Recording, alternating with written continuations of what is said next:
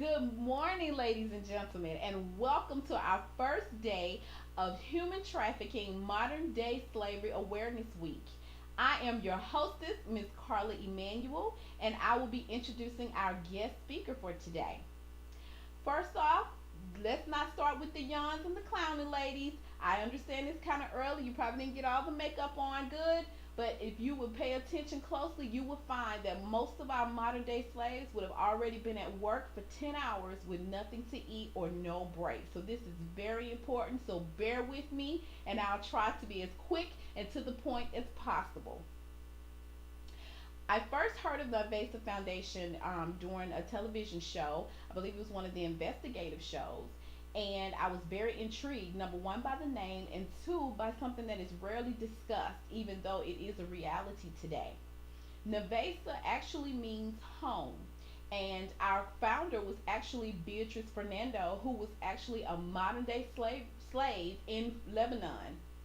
And the reason why this is so important to me, my grandmother basically instilled in us that, hey, your last name isn't Rockefeller, and you're probably not going to marry a Trump. So the best thing to give is your time and your energy.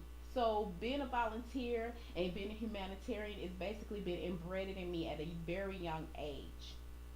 I had an eye opening opportunity to work with many refugees of war torn countries so I could kind of relate to these young kids and, of course, the women who were afraid and willing to do anything to take care of their babies.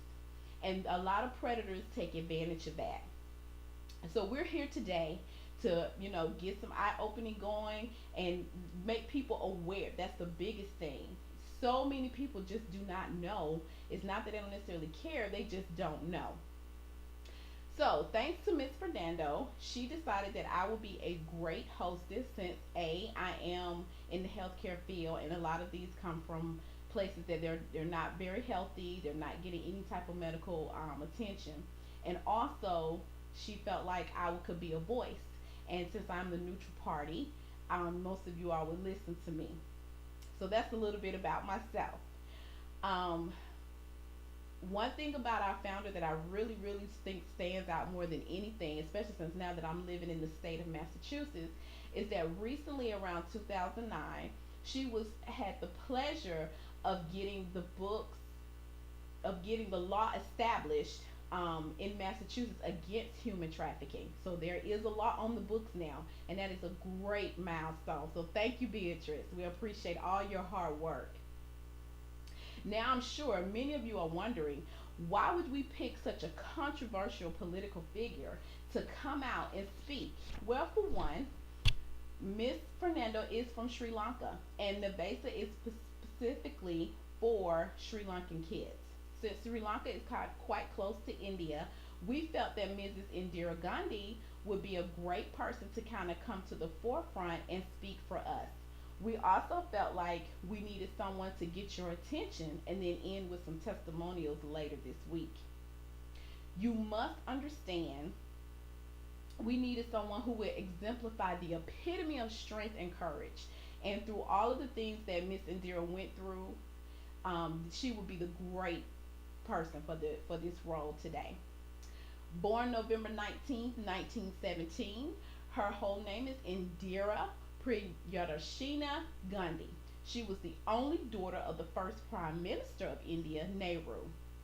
She also helped to establish the independence from Britain during that time. So even though she was a young person, she did contribute to that era.